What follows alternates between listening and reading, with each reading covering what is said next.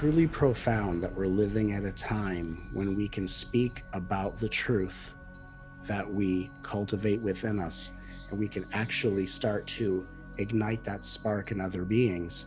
And we can start to see how the more this spark of consciousness is awakened in so many beings, it not only takes us individually out of karmic cycles, but it starts to reverse things like global warming. And we're going to start seeing that being heart-centered beings actually has a radical positive impact on every form of environment.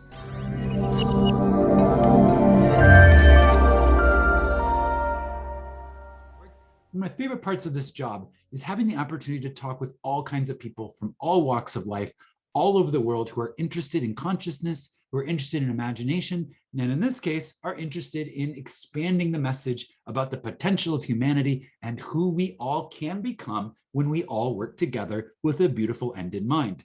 Today, I have a very special opportunity to sit down with Matt Kahn. Matt Kahn is a very well-known author, speaker, teacher, and empathic healer whose work has touched the lives of millions of people all over the planet. And we were connected by a good friend of ours, Kyle Boyd of the Heart Coherence Collaborative.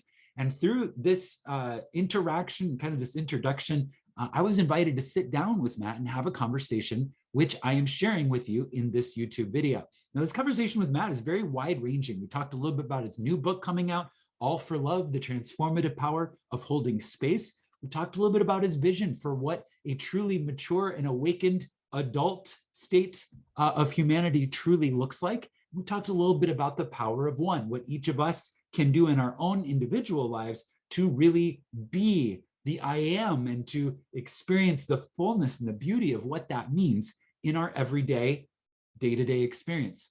And we also talked about some breaking news out of the Supreme Court today and how we, as a community of conscious creators, have the opportunity to respond when things like this occur, things like this that we may have some sort of strong feeling about. What do we do in those situations?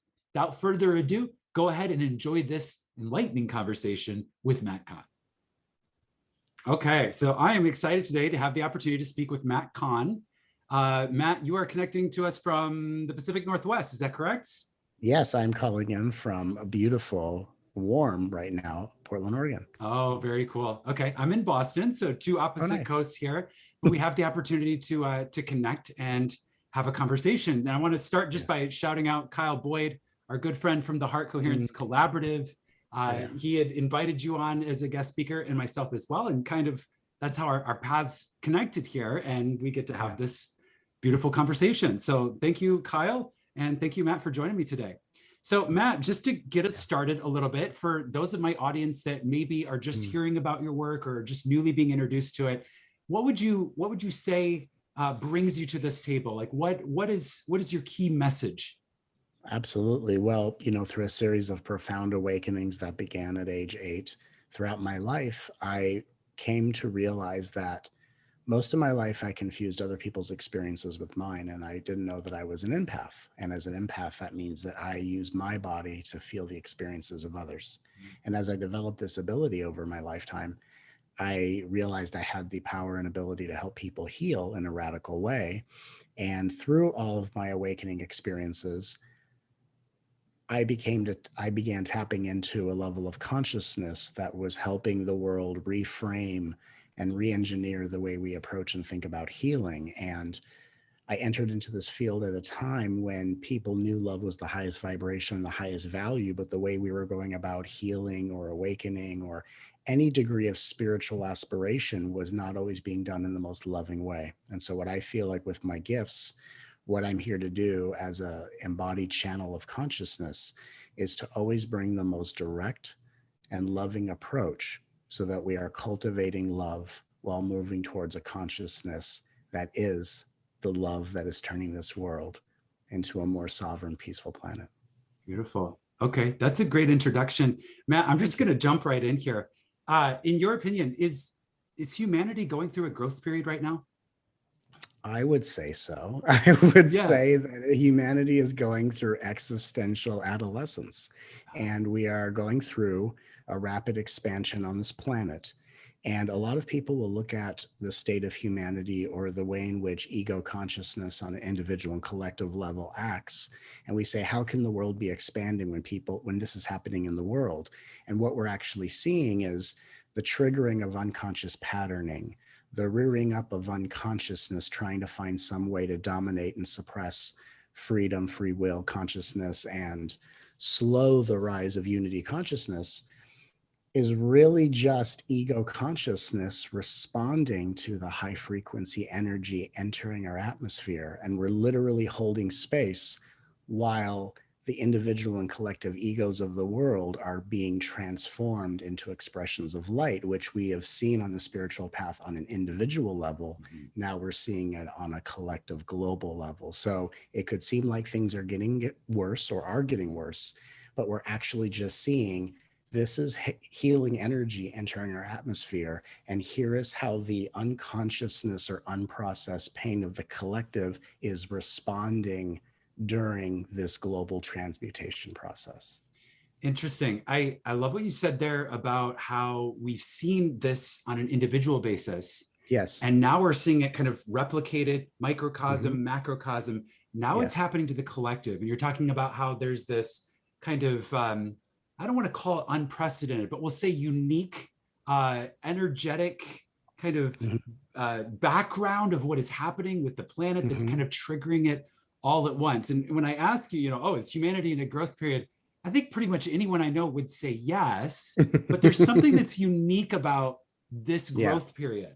And I think that's what you're talking about here is there's something special. Now, this is one of my favorite conversations to have, and I'm so glad that we get to talk about this. So in unprecedented times, like we're living in a time that humanity has never been quite here before.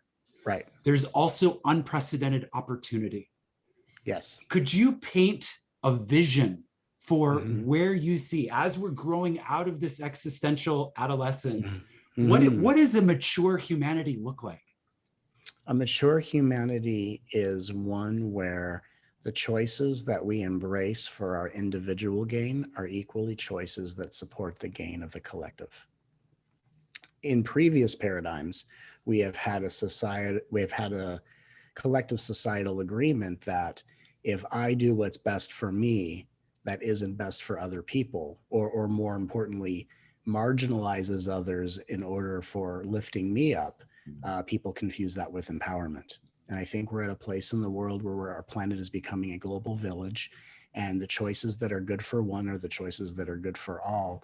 And that really what brings us into an atmosphere of happiness is not just the pursuit of individual gain or achievement, but the ability to live in a planet where everyone has an equal right and opportunity to have their needs met. So I think that what we're looking at is an opportunity, and I love that frame that you gave it, is we're looking at a mature society where we begin desiring for others just as we desire for ourselves. And it's a world of unity consciousness. It's a world where we can all be neighbors. We don't have to all agree, and we don't have to all be best friends, but we know how to cooperate. We know how to work together, and we know how to focus on what is important instead of just on the things we may crave and desire in the moment. And so a mature society is a world that lives in interdependent rhythm for the benefit of all.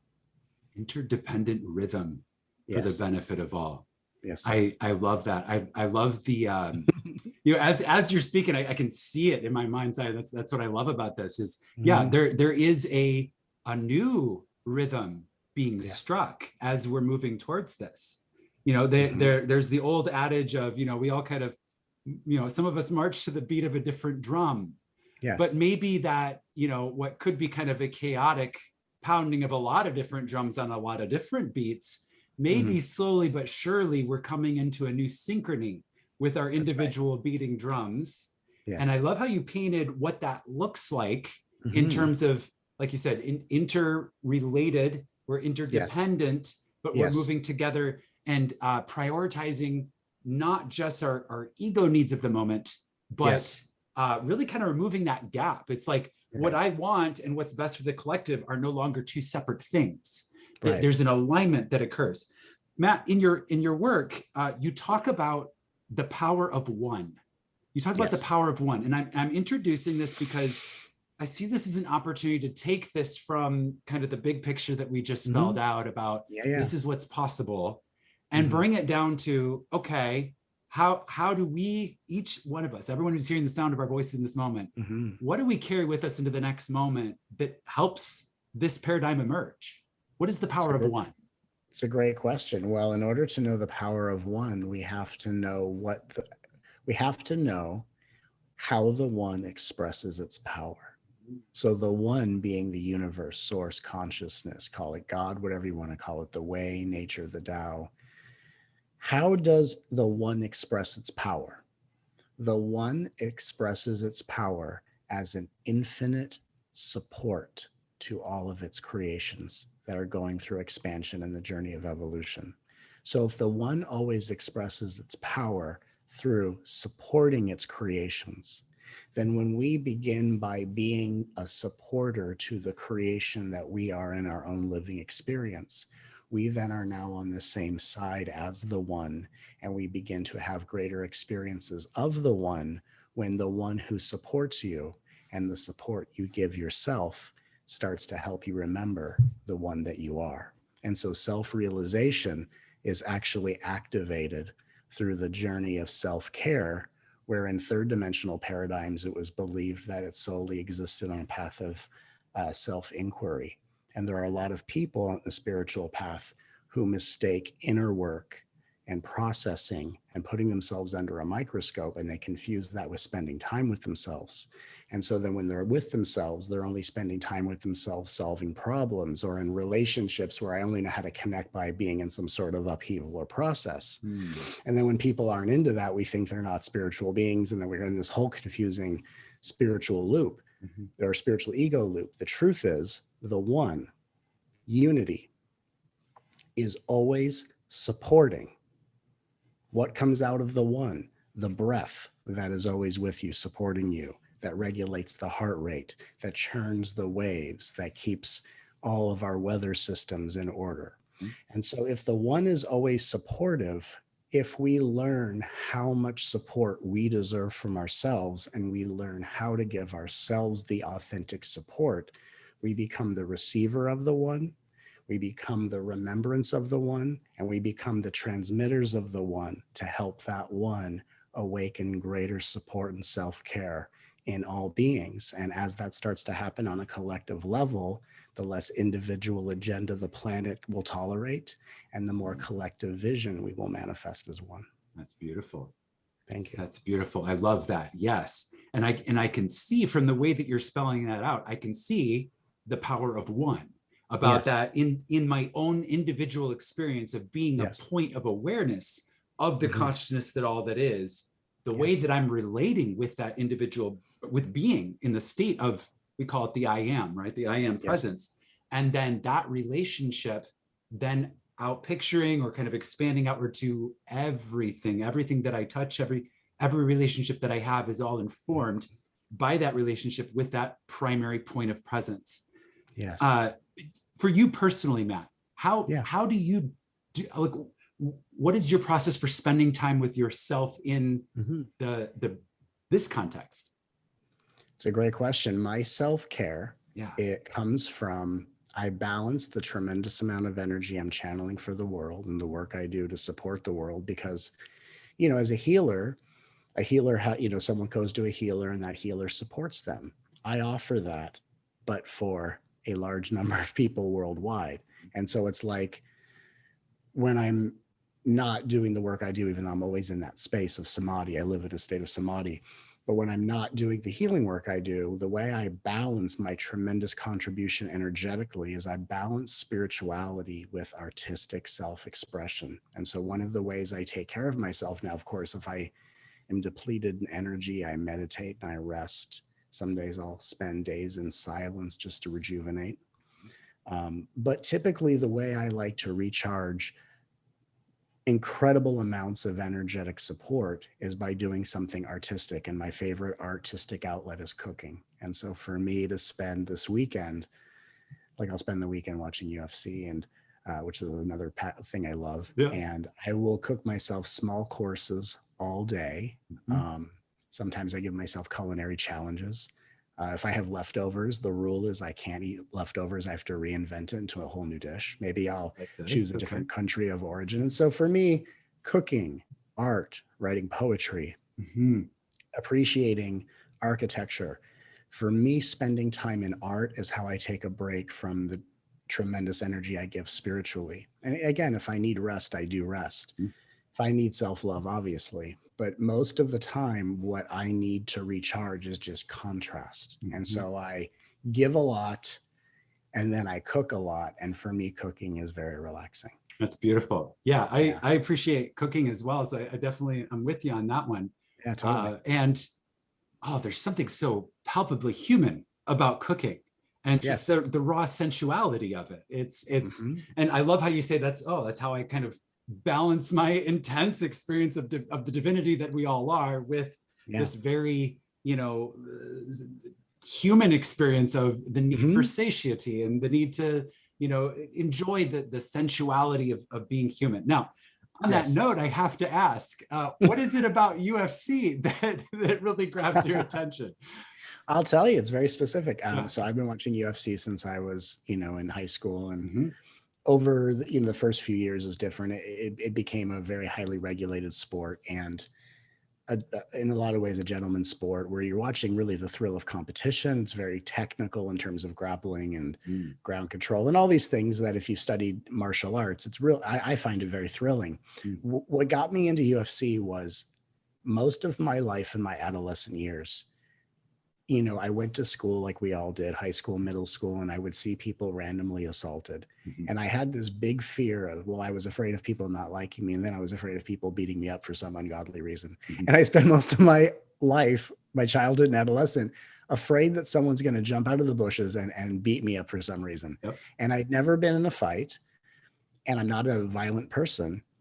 And when UFC came on and I started learning about the technical aspects of fighting, what I realized is one of the reasons I was so afraid of being in a fight is because I didn't know anything about it. And Mm. as I started learning about technical fighting, I started to realize that most people in the world know nothing about it either, which is why there's such an ugly energy when there's a fight in a domestic situation, because it's just Mm-hmm. pain being displaced on so many different levels. And Yeah. it's, but what I watch is athletes who Mm-hmm. come together in the spirit of competition. Mm-hmm. They're almost instigating and inspiring each other to reach different levels of greatness. And so for me, I'm never like cheering for someone to win or lose.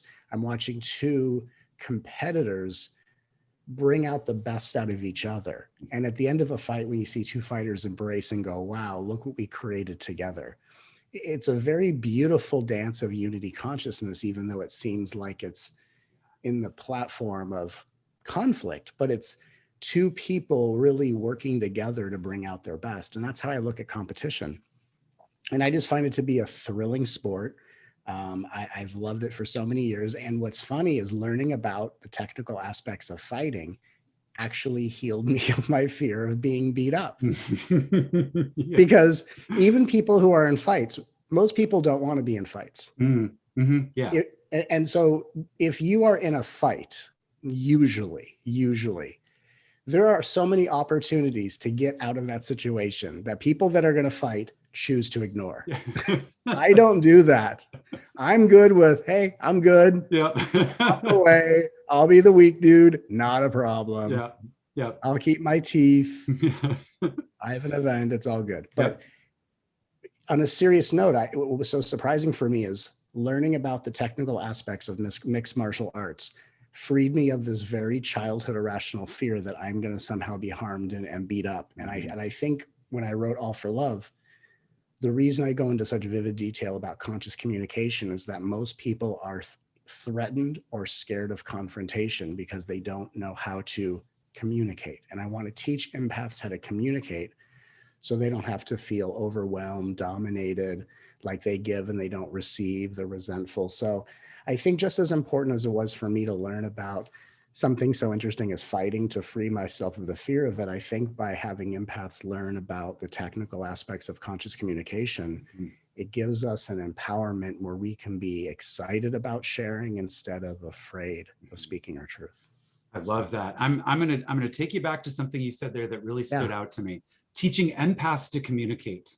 Yes. Now, I resonated and could identify with what you said at the beginning of our conversation today about growing up and being in a situation where you weren't quite sure what was someone else's experience and what was your own experience. Because as someone who also identifies as an empath, and I think there's more, I think everyone is that and tuned in. Yes. It's like a spectrum of empath. Some people it's completely overwhelming. Other people, they've almost walled it all the way off. And somewhere in between the two.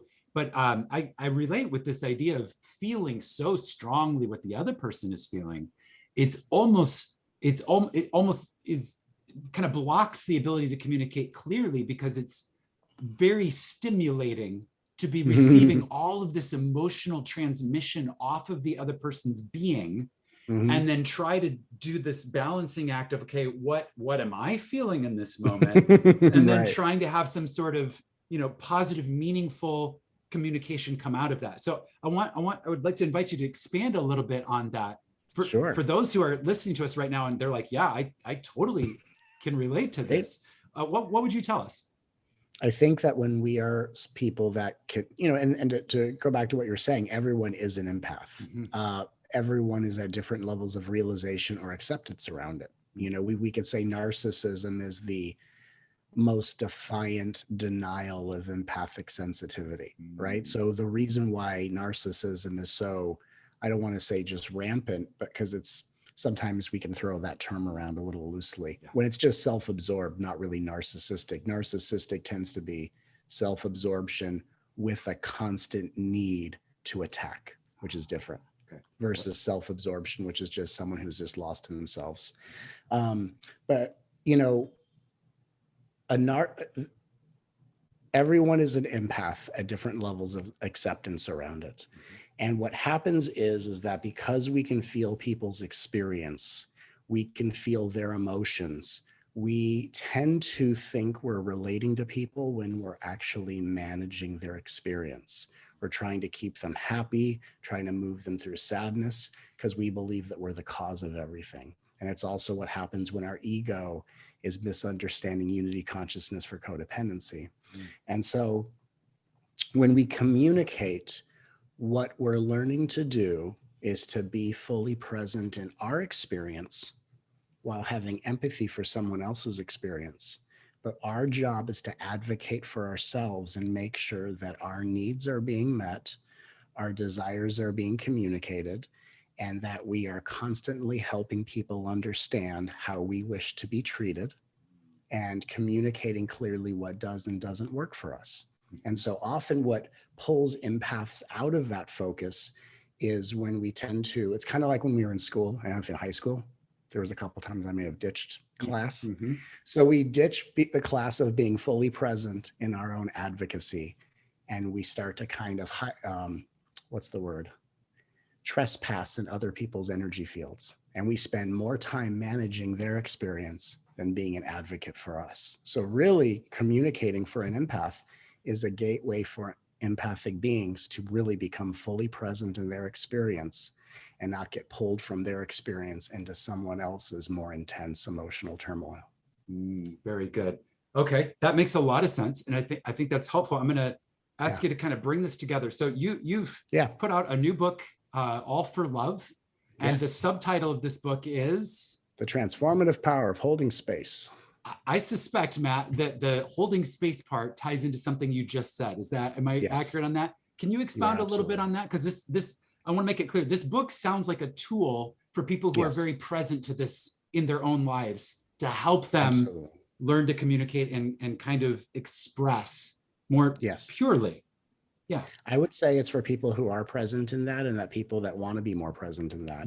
And that really it's for people who want to learn how to hold more space for their own healing and who want to learn how to connect and communicate in a way that is conscious without needing other people to meet you where they're not ready to be met. And so holding space is an awareness that all of us are going through a radical transformation of consciousness because the planet is evolving. So we are evolving at a radical rate. Earlier, you said unprecedented, and the unprecedented nature of this is that humanity is expanding in consciousness at a rate it's never expanded before. So as the universe and planet become more aware of itself, we as individuals are going through a radical expansion of consciousness and transmutation of cellular memories that are being healed through our emotional bodies. The people that act the most unkind, who are the most rude and the most offensive and self-absorbed, are the people that know the least about this healing, and at this point probably value it the least over self-indulgence and individual gain.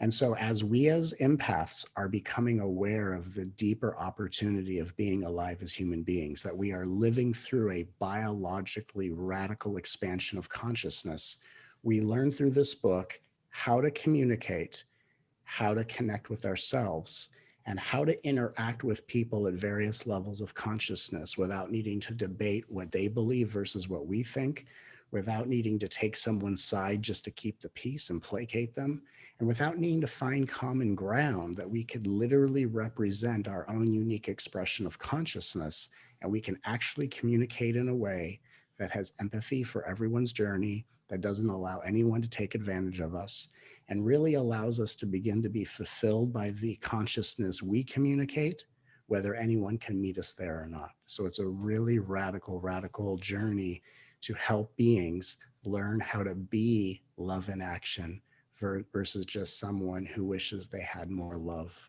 in their lives or in their experience. To be love in action. Yes, sir. Yes. Very, very timely transmission, obviously. I mean, yes. you wouldn't have written it at this time if this wasn't a timely transmission for the people who need to hear this the most. That's right. Matt, do you have a specific memory of choosing to incarnate at this time in human history? I remember past lifetime experiences. I do not necessarily remember choosing to incarnate in this lifetime, but I have a very clear understanding of what I'm doing in this lifetime and the opportunities for me. Yeah. I don't personally remember that. Like some people will say, like, oh, I chose this.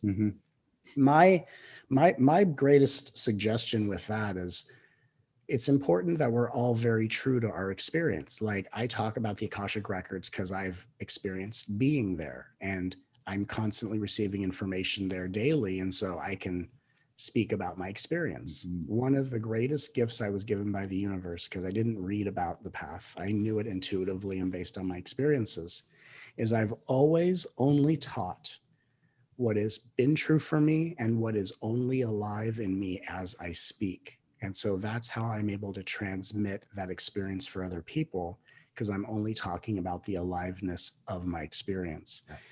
And I think that's just what kind of, creates an opportunity to awaken this love in so many people. And trying to think, I put this into words. It's truly profound that we're living at a time when we can speak about the truth that we cultivate within us, and we can actually start to ignite that spark in other beings. And we can start to see how the more this spark of consciousness is awakened in so many beings, it not only takes us individually out of karmic cycles, but it starts to reverse things like global warming. And we're going to start seeing that being heart-centered beings actually has a radical positive impact on every form of environment. And I just say all this as a way of just celebrating. We are truly living at unprecedented times, and the opportunity for this to be something incredibly positive is the only outcome that's going to occur. The real question we have to ask ourselves is, which timeline or what type of journey are we going to have getting there? And that's what we are all choosing, hopefully choosing the highest road, the most peaceful, direct path when we come together as one. Absolutely. Yeah. And that really does tap right into what I was getting at there with that question.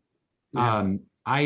I've been present to it, and I've also had people in my community reaching out, and I'm just going to kind of try to put into words what I'm feeling is kind of present in the collective. There's kind of this feeling of some anxiety. There's this little bit of like feeling a little displaced.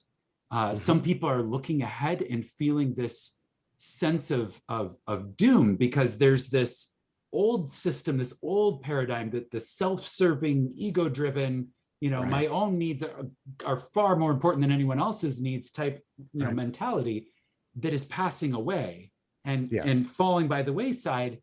But in that intermediary time, as the new paradigm is emerging, there's this potential for chaos. And I think a lot of people are present to that, and they're saying, can't I just fast forward 150 years and like, pop into where everybody's joined hands and singing Kumbaya? Or like, do I Right. really have? So the reason I bring this up, Matt, is because there really are two ways to look at this. Hmm. And one is to look at the house that's on fire. And I don't know if you've ever Right. seen a house fire, but it's fun to watch a house burn down. It really is. You're like, oh wow, there goes the roof, like poof, poof, bam, like, Right. oh, cool. It's very stimulating to watch the house fire. And there is kind of like a house fire happening on planet Earth right now. Hmm. But there's another thing to look at, and it's the people who are like, okay, we're just going to let that burn, and we're going to come over here to our architect's table, and we're going to Hmm. start blueprinting what the new humanity looks like. We're going to start building what we do want the world to have, the new systems that will replace the ones that are burning down right now. And to Right. make that transition really stick, Matt, Hmm. I feel the key between those two things is we have to find and connect to the frequency of joy, the frequency of Mm. joy. Can you talk to us a little bit about how you do that? How do you find joy in such unprecedented times? I find joy in two different things. I find joy in authenticity, Mm, and I find joy in discipline. So two okay. things I'll talk about briefly. I find joy in authenticity, which means, like, for example, today, it it was announced, the overturning of Roe versus Wade. And I did a transmission, and someone asked me, how do I not be mad about that? And I discussed how our intention is not to not be mad about something. Our intention is to use our anger in a passionate, intentional way to cause evolutionary progress, not criminal behavior or the destruction of public property. Yes. And so for me, sometimes it can come across to people, or sometimes the way it's taught is, let's just be in a state of joy and let's bypass the burning down of the old. Sometimes it can be called bypassing or bright siding. And I think that in today's day and age, what we're seeing on a collective level is the shadow integrating into consciousness. But in order for the shadow to integrate into consciousness, we need consciousness to also be fully present with the shadow, which means, is today a day to be joyful? Or can we find the joy in the authenticity of, something has happened today? This is a serious thing that may require collective response to ensure that all beings have all rights possible. Can we find joy in the purpose this moment is bringing to us? So it's not heavy, heavy thing in the world.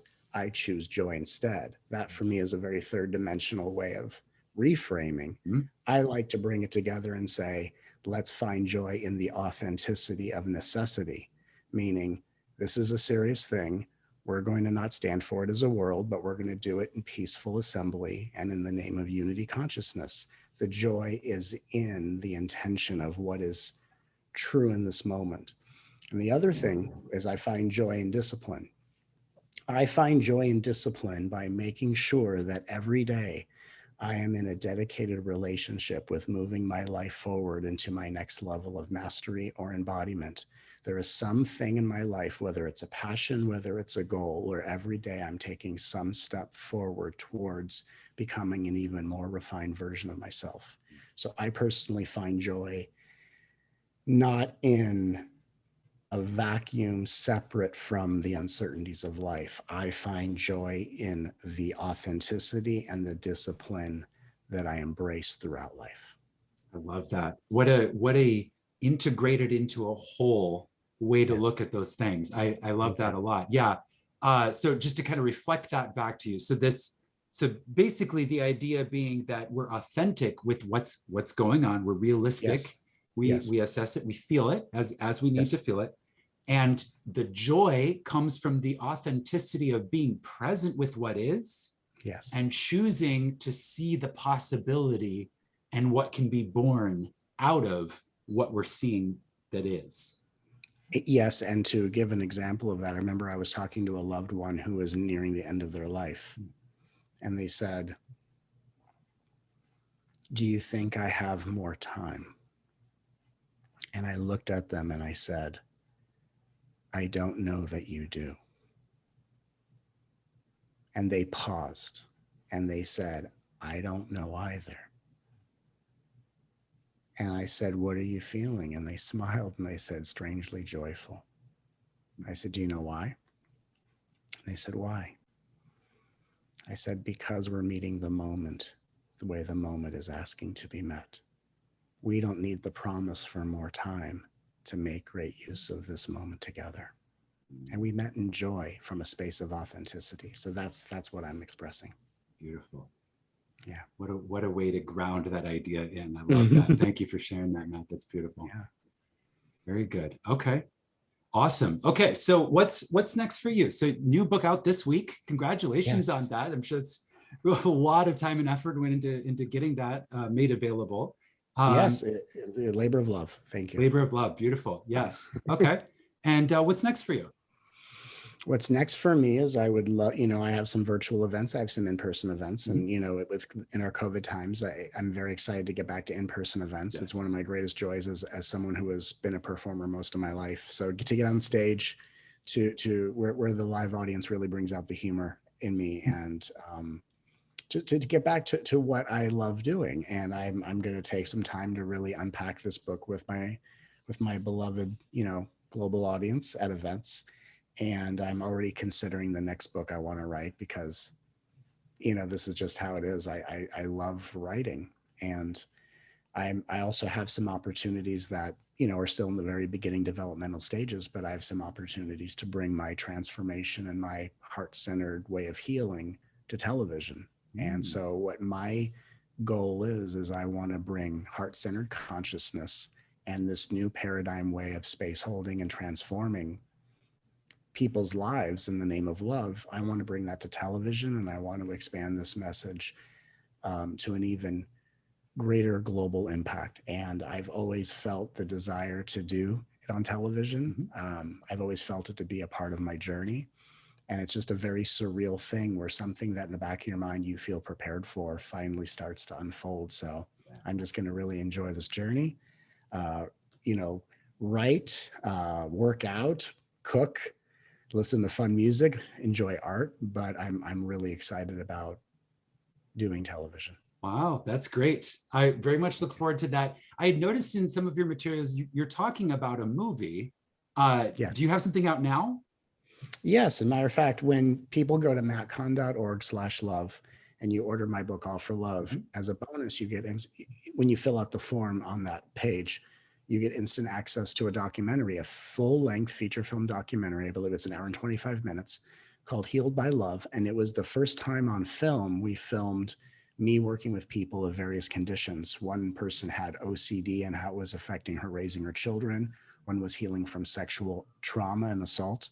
And I really wanted to demonstrate how my process and approach really affects people in real world situations. I then gave integrative assignments as to here's what I would have you do to integrate what we've worked on. And then we follow them to show the radical transformation that occurs when we are healed by love. And the documentary is also a very deep dive into my personal life and into the healing I personally went through over the last 3 years and how it really helped me deepen my mission to not just be an intuitive healer, but I want to be an intuitive healer that helps awaken the inner healer in every human being. That's wonderful. Thank you. Awesome. I look forward to it. I'm going to check out that documentary. I love that the premise that you just gave there and kind of the style with which you present this. Very Yeah. cool. Thank you for making that available. Thank you. And yeah, I appreciate you coming on and kind of it's been wonderful to have you. I've really enjoyed this conversation with you, Matt. Thank you. Obviously, Likewise. we're kindred spirits, and I'm just grateful to have the opportunity to connect with you. So thank you Likewise. very much. Yes. Thank you for this opportunity to connect, and thank you for all the work you are doing to help so many people. And for everyone who's watching, thank you for being a heart-centered, empathic being. There is a radically hopeful thing happening on this planet. And I just want to say to everyone who's watching, I love you. We are in this together and we are one. And no matter how we feel, it's okay because love is always here for us. Beautiful. Thank you, Matt. Thanks, brother.